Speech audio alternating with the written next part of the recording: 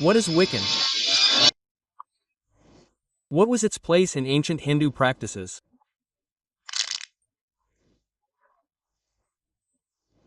Do these sciences, practices, mantras, tantras, and spells still exist today? If so, what is their reality? Another illusion, in which everyone's ensnared. Are you also caught in its spell? See its reality. In the name of God, the most gracious, the most merciful, peace, mercy, and blessings of God be upon you. I welcome all my respected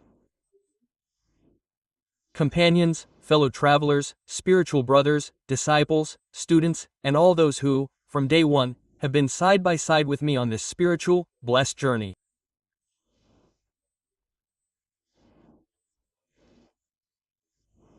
Included in the army of Surah Quraysh, moving forward towards our destination.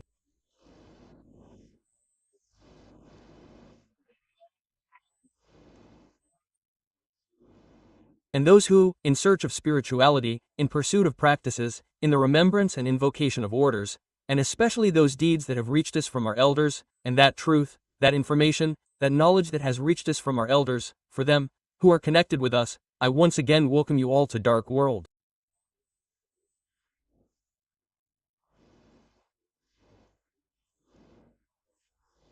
And I also hope that you all are well. All praise is due to God.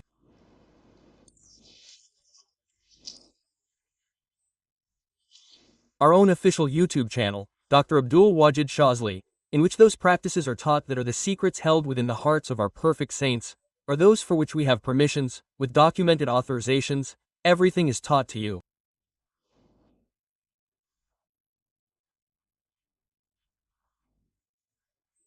And some knowledge is hidden, concealed, which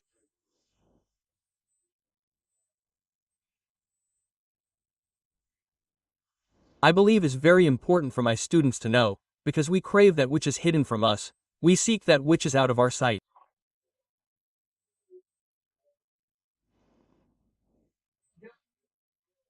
When we walk on the path of spirituality, when we walk on this path to learn practices, and follow our teacher, then surely our thought, our intention, our purpose is only this, that those things may also be revealed to us, those things may be manifested to us, which were upon our respected teacher and their teachers.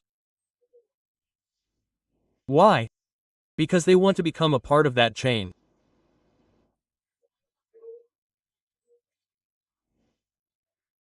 And when a person connects with someone, when they connect with them, a time comes when they become a part of them, then they become a part of their body, just like a father's lineage comes from his own bloodline.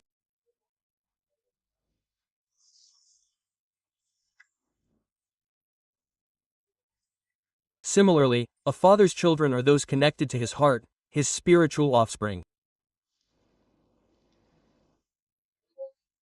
Surely, those children who seek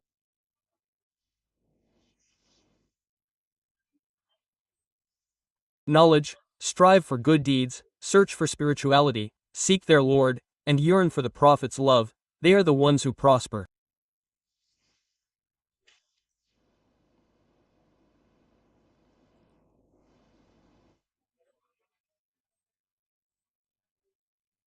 And to those who walk with us, fellow travelers in spiritual practice, today I will reveal a knowledge, lift a veil from a science that is vanishing in this era.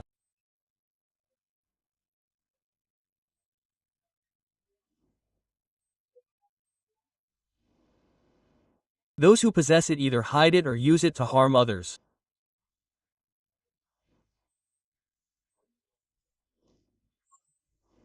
How can we protect ourselves from their evil?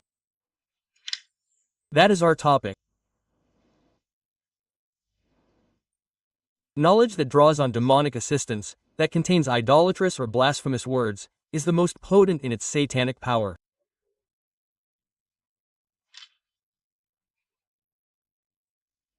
How can we protect ourselves and our students from these demonic forces?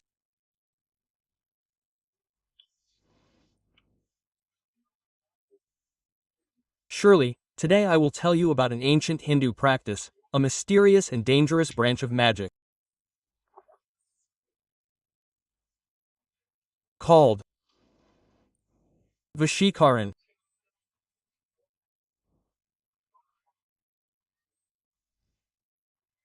You may have heard of Vashikaran, but today you will learn its reality, which deity's help is invoked, or which power is used to subjugate and control any person or thing.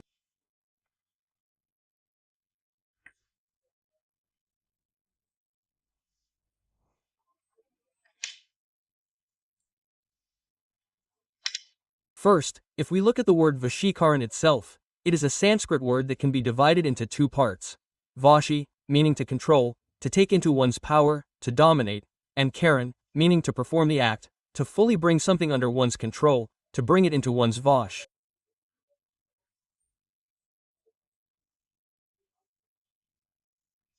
That is called Vashikaran.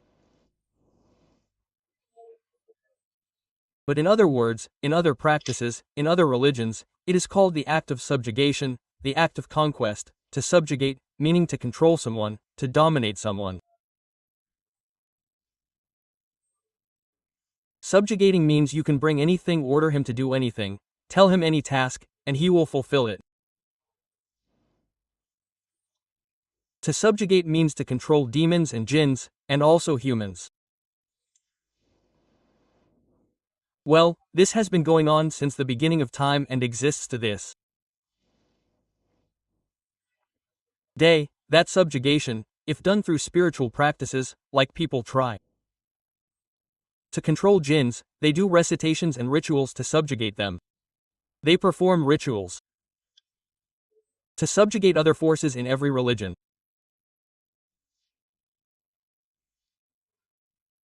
This Vashikaran in Sanskrit, taskir in Urdu, means to subjugate and control, to make obedient. But now there is a need to understand this practice, how subtle a difference there is in its category that separates us from them. That is, if seen in spirituality, if seen in the world of practical magic, we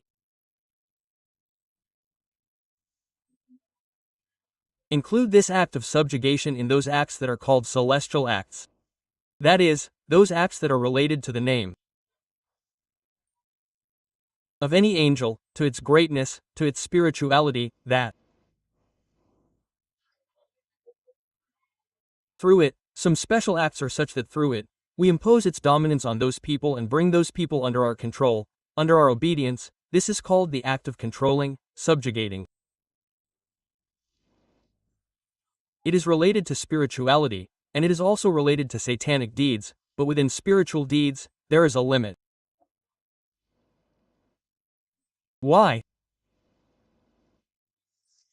Because spiritual deeds are certainly related to light, to spirituality.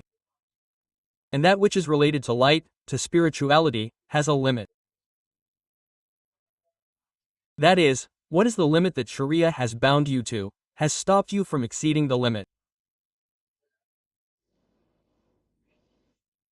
That is, this act can be done through spirituality, through luminous deeds, and through other methods as well. Regularly, there are some amulets that, by writing and tying in your hand, the person in front of you becomes subjugated to you. Whatever you tell him, he will do. If you tell him to sit, he will sit. You say stand, and he stands. You say walk, and he walks.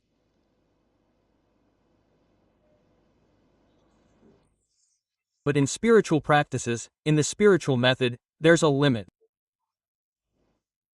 Just like in Sharia, there's a limit to how far you can go. You can only reach this point. If you cross that, when you cross it, you'll be deserving of punishment.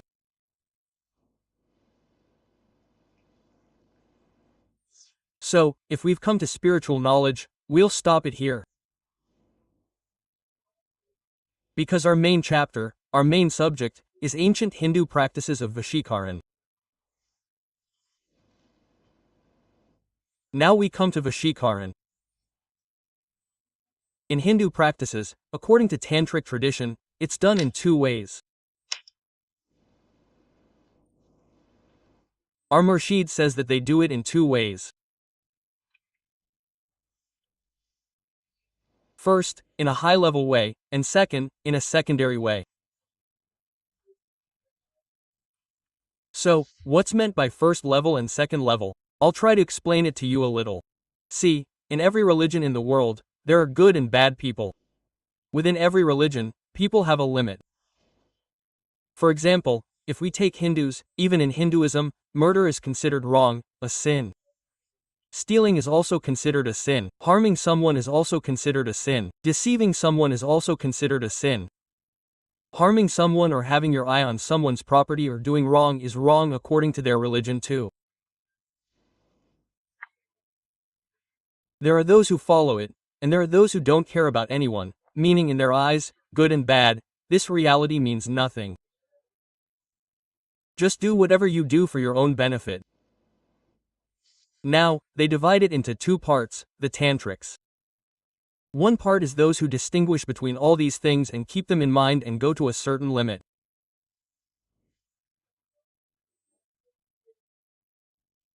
They say that those who practice it, regarding the Kamakya Devi temple inside Assam, also known as Mahari Kamana, they seek special favor from this Mahari Kamana.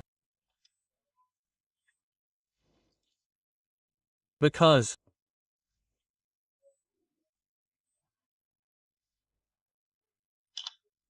Mahari Kamana Devi is considered the most mysterious and powerful for love, for domination, to control and subdue someone.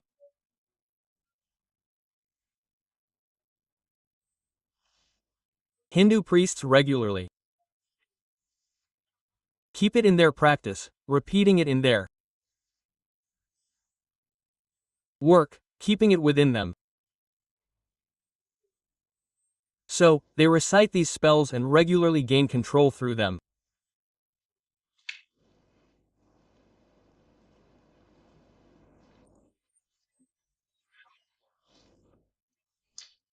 There's a limit to it, but I'll tell you where they end up if they cross those limits, and how it's done.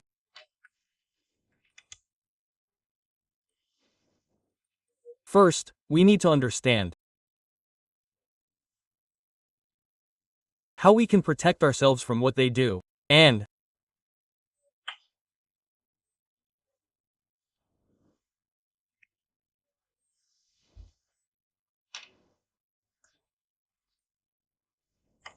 through the specific spells they use in this control, and the various mantras they recite, their purpose is to influence the waves in the universe, to affect its negativity, and then, taking help from them, summoning those forces, they issue their command through food, drink, or a picture, which then dominates the person.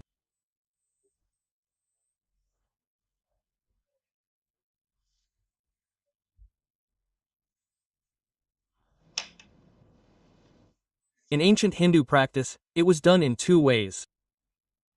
First, the first step, called Mahari Kamana, that is, Kamakya Devi. The Kamakya Devi temple is also called Mahari Kamana. Secondly, according to tantric tradition, it is done through Dakini, Shagini, and Pishacha.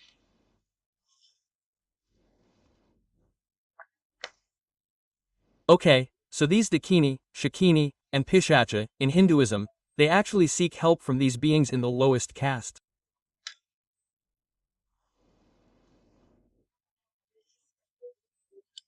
Now, it's important to understand that the one who rules over these three is called Karkati.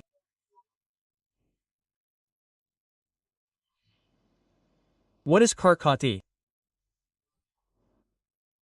Karkati is basically a Rakshasi, a female demon.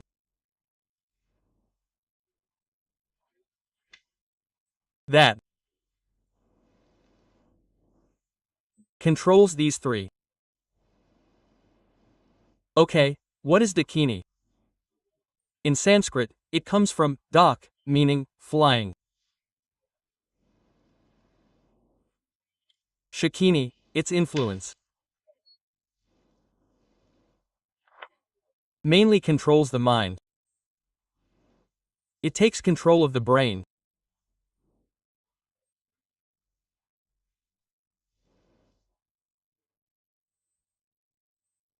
Okay, the three demons I mentioned, Dakini, Shakini, and Pishacha, these are mostly used to subjugate people, to bring them under control, and by controlling people, these forces are actually imposed on them.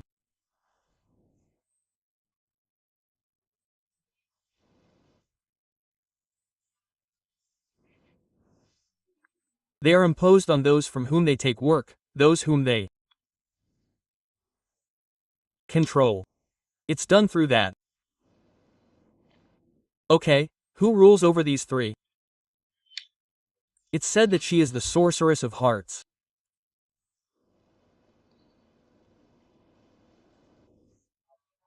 Well, these practices have disappeared now, but it is mentioned in ancient Hindu practices. And through these forces, they would regularly perform Vashikaran. Now, there's Pishacha. Okay, Pishacha comes from the word Pishta. It's a Sanskrit word meaning flesh-eater, Pishacha, meaning a demonic creature, a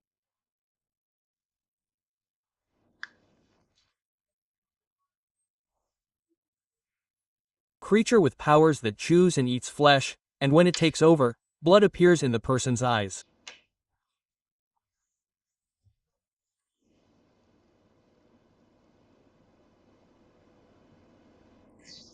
This Pishacha.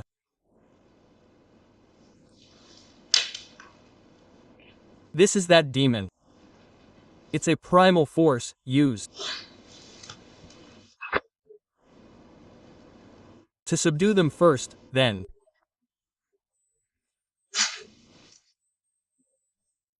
through rituals, their customs, they formally, in their traditions, invoking nature as witness. They defy nature.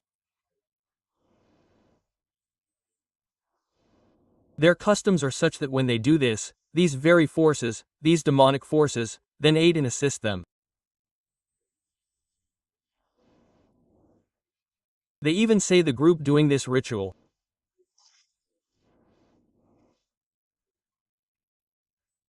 first sells its soul, forfeiting themselves, becoming useless.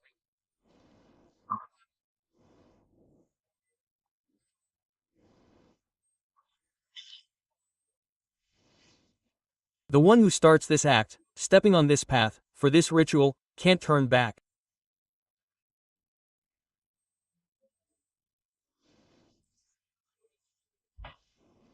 According to their deeds, these tantric traditions, they can enter, but not leave. Why? Because they immediately contract, agree, and covenant with it for aid. These Dakini and Shakini, in Hindu practices, are said to be sisters. It's a tradition in their religion that one's power is in the heights of the winds, and the others on earth. When these two forces meet, a Rakshasa, called Pishacha, joins. And the master of these three forces, as I told you, Krakati, is mentioned, then they're under its control. Not everyone can do this.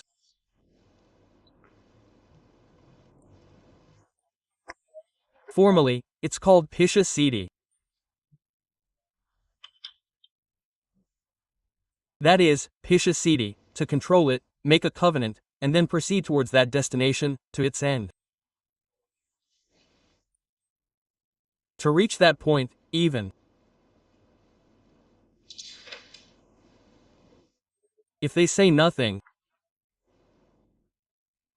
they control you with their eyes.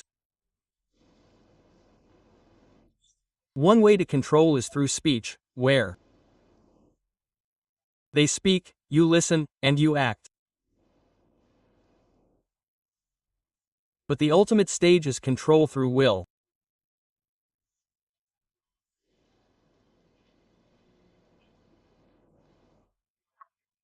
To control with intention means you only have to think about it, that's the final stage. And this is called the Pishak Siddhi, the very last, ultimate stage. One is to control with words, one is to control through the eyes, and one is to control through thought.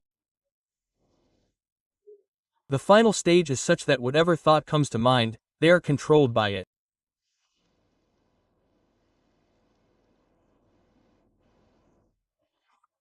Reaching this level takes at least 30 years.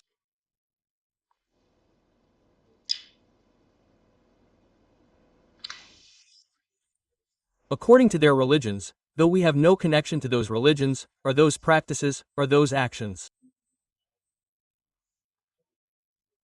I'm only telling you this to explain, to let you know that such things exist in the world. If you encounter a patient under such a spell, what can you do for them? That's my real purpose in telling you this. And you can only do it, only treat them, when you recognize the truth about it. Now, control is also done in different degrees. The first degree is speech, utterance, language, the use of words, like I tell you to sit down, and you sit. I say stand up, and you stand. I say walk, and you walk. This is the first step, the first degree. Now, when this step is complete, when this step is fully perfected, the next step that begins is only through the eyes, with the mouth closed. This is the second degree. That you saw someone and charmed them. Now you're not talking to them, you're not speaking to them, you just looked at them, made eye contact, and you slowed them down. Meaning you stopped them, charmed them, meaning you controlled them, you subdued them, just with your eyes. Through power. They're charmed. One is through your own power, and one is through the actions I just mentioned, with the help of the powers I mentioned.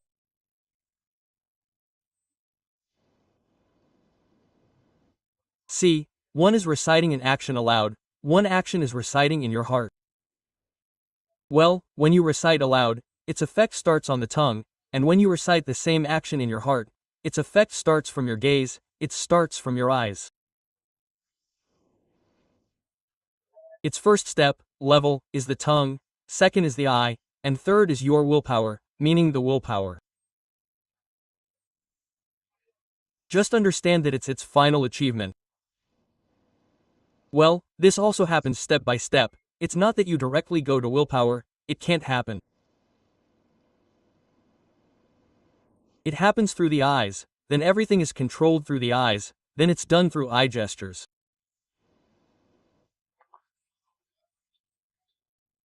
I'll give you a small example, I'll give you one. You've often seen that through the eyes, they break light bulbs, break dishes, crack them. You must have often seen that some people have such eyes that when they come home, when they look at someone, the glass breaks into two pieces and falls down. Sometimes a clock falls on the ground and its glass breaks. When a glass breaks, you say, his gaze is very bad. See, this is the glass of my house. It's cracked, or maybe broken, just a small example. It's about acting on hints, doing everything through hints. In this evil eye, it doesn't have the power to say, the glass broke. It doesn't say, the glass broke, no. But within Vashikaran, in that step, it has the power to break the glass through its will. It can control someone through its will, control through its eyes. Now its tongue, its eyes, its ears, its nose, its mouth, all are closed. When all this is closed, does it mean it's all over? No, then it's last century, which is intention. No one has power over that, no. Creature has power over that.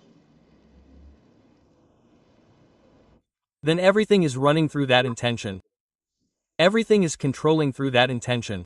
Then, through intention, it brings it under its control, and through its intention, it commands it, and through its intention, it gets work done from it. Through its intention, it tells it to fall, and it falls. It tells it to get up, and it gets up. It tells it to sit, and it sits. Then it happens through intention. This is the last, what they call the Pishak century. Within Vashikaran, it's the most dangerous. Now we've understood its reality, its importance, and about it, and these demonic forces, meaning these powerful forces through which this work is done, you've understood its full detail, who does it, how they do it, and how. You know all that now. Now we come to our reality, how we should protect ourselves from them. What is the best way to break Vashikaran? Remember this. If you ever suspect, if you ever feel, that someone's gaze creates a feeling inside you, never meet their eyes. I'm talking to ordinary people, not special ones. This affects common people the most. Avoid eye contact and try to remember God in your heart. Then, you'll be safe from their evil. And remember, I've given you a naked sword, which is Surah Quraysh.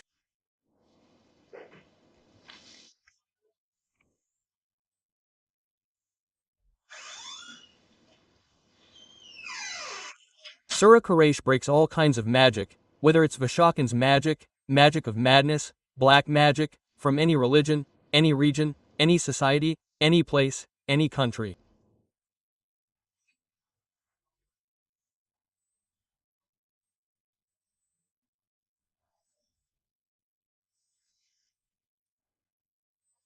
No matter the type of magic, it won't affect the one who recites Surah Quraysh.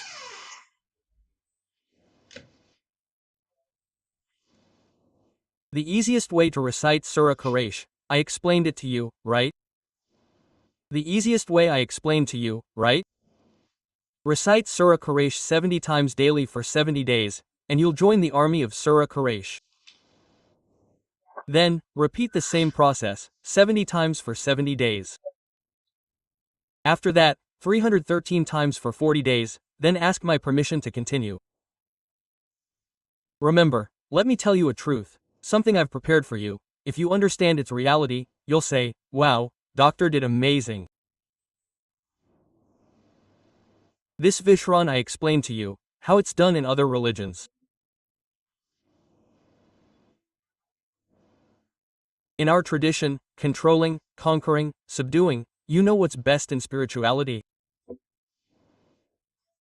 I'm talking about the world of practices. The Nekush of 15. I've never seen anything better than the Nekush of 15 for subduing.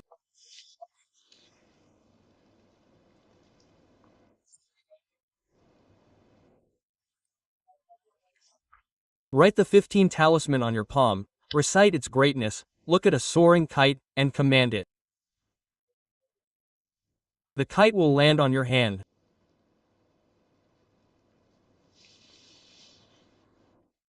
Any bird will land on your hand. What an amazing feat of control. The 15 talisman.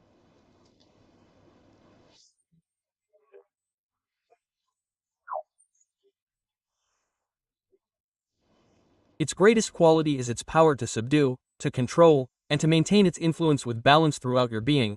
Its spiritual forces are potent and excellent.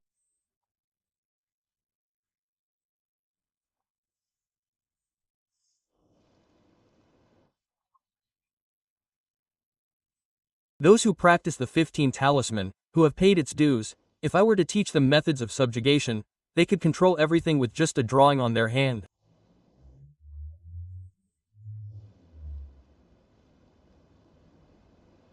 But only in a legitimate way, never for something where you might benefit temporarily, but later the spirits of the 15 talisman will behead you.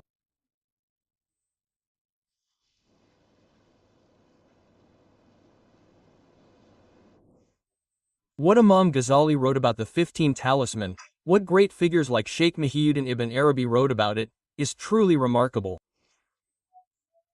What Sheikh Abu Abbas Bunni wrote about it, if you only knew its reality. You'd say, there's nothing better than the 15 talisman. God forbid, if we go back to ancient times, the 15 talisman was called magic, which it isn't.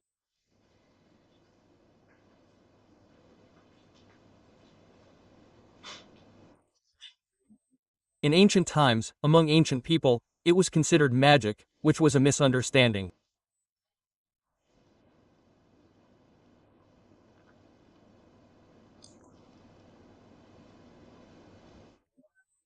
The 15 talisman is excellent for this purpose, but there is a procedure. It has conditions. It has a specific time when it is written.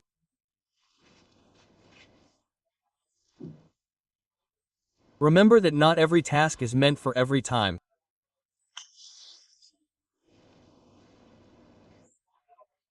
Every time has a purpose, every task has a time in which it occurs. You need to find the time when you can do that work and complete it. So, I'll tell you about using the power of 15, mastering through 15. Now, I come to a point. Are you under its spell?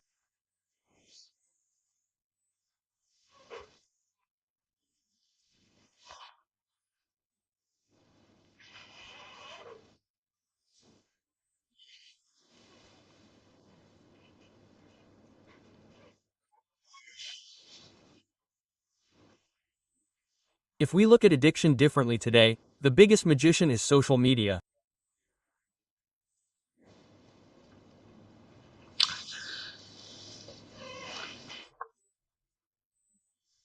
And its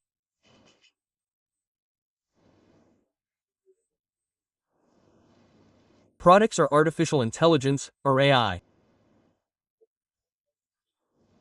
This addiction doesn't work in old ways. It doesn't steal your will but creates it. Social media doesn't oppose your will. It doesn't take it but creates it. It doesn't just show you.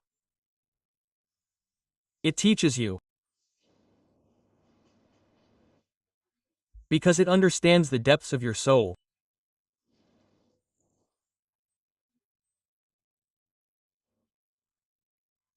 Social media understands you more than your parents do today because it knows your depths. Why? Because every click, every like, every moment you pause on a picture is recorded. In your AI, which runs according to your will. It doesn't stop you from anything. I'm talking about social media. When you're scrolling, something looks good, something makes you angry, and it only shows you what you like, and you pause there.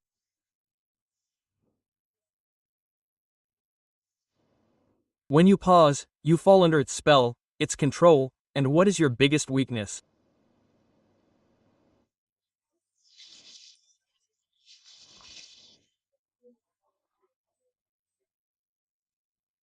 Then, it creates a personal world for you. It's a prison where the walls, the ceiling, the floor, everything is made according to your will. Whatever you like, whatever you want to do, whatever you desire, it creates it and presents it to you. You see, when you sit down to use social media, hours pass by, and you don't even realize how. And it's all through your favorite things, giving you the details of what you're attached to, what you love. You keep scrolling, and this algorithm dissolves a temporary high of happiness, called dopamine, into your veins. The moment you stop, it immediately throws something shiny in front of you. You're imprisoned, but you feel free. But if you look at the reality, social media today is also a part of a witch's spell, but it controls you in a different way, keeps you under its spell. You see, when you're engrossed in social media, you're oblivious to everything. Your tea gets cold, your food gets cold. Someone is standing outside, you say, "I'm coming," but you're still glued to it. What is this? Because these things control you. What you think, that's what appears in front of you. What you want to see, that's what it shows you. This is today's witch, and I think it's extremely dangerous because, in this too, you're selling yourself, you're dedicating yourself.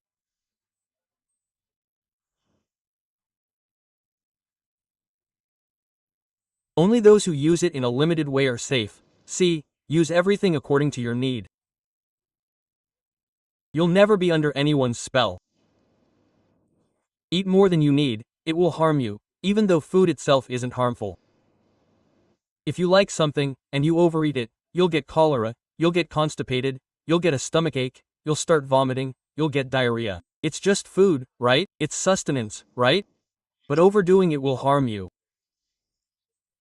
So, if these things can harm you in excess, then what's the value of other things? Nothing. So, those people are safe from this trap who use it according to their needs and then put it away. And may Allah protect us from it, whether it's social media tools, or social medias.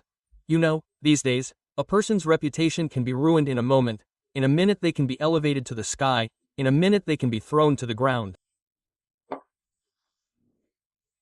We have seen with our own eyes the fate of such figures who were praised in the world, and they made a name for themselves in the world. They came in second or third as Islamic scholars. But this media, this AI, this fascination, elevated them to the sky, to the heights of the sky, and then this same fascination, taking control, brought them down to earth so hard that everyone was talking about it.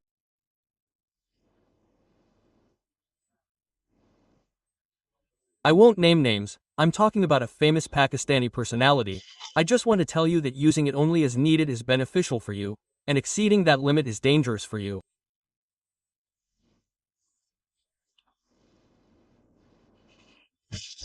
Personally, if I were to tell you, I think I barely use social media, just for a little while, then I switch it off.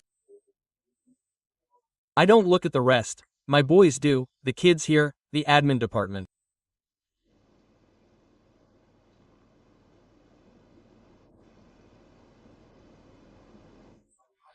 Yes, I talk about appointments, people who talk to me, make appointments, contact me about their treatment. I use the phone within limits.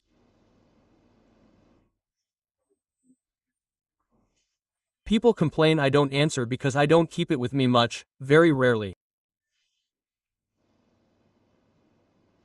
Because it's also a kind of enchantment.